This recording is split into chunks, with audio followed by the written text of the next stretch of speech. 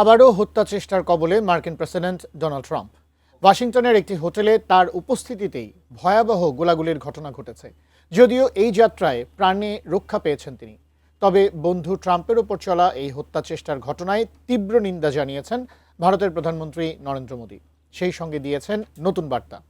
বিস্তারিত জানাচ্ছেন এসআই রাজ।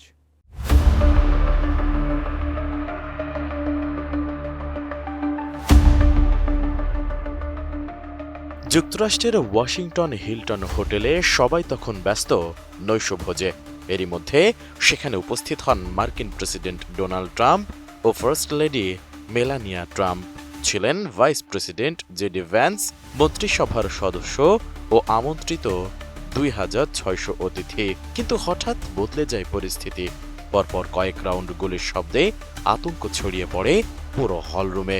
আতঙ্কে টেবিলের নিচে আশ্রয় নেন অনেকে। আর নিরাপত্তায় নিয়োজিত সিক্রেট সার্ভিসের সদস্যরা তখন প্রেসিডেন্ট ডোনাল্ড ট্রাম্প ও মেলানিয়া ট্রাম্পকে দ্রুত সরিয়ে নেন।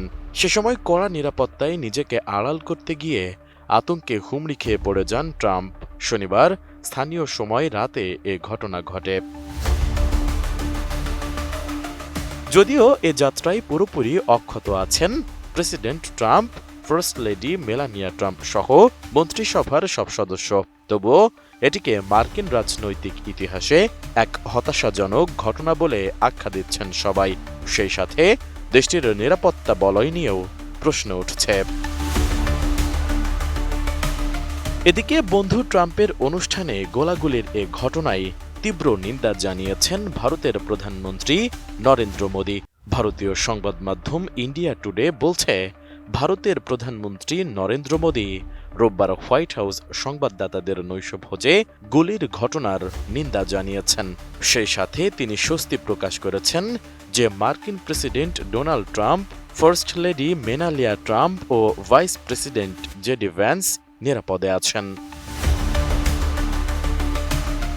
সামাজিক যোগাযোগ মাধ্যম এক্সে দেওয়া এক পোস্টে মোদী লেখেন, ওয়াশিংটন ডিসির একটি হোটেলে ঘটে যাওয়া এই ঘটনার পর ট্রাম্প ও অন্যান্যরা নিরাপদে আছেন জেনে তিনি স্বস্তি পেয়েছেন। তিনি তাদের নিরাপত্তা কামনা করেন এবং বলেন, গণতন্ত্রে সহিংসতার কোনো স্থান নেই।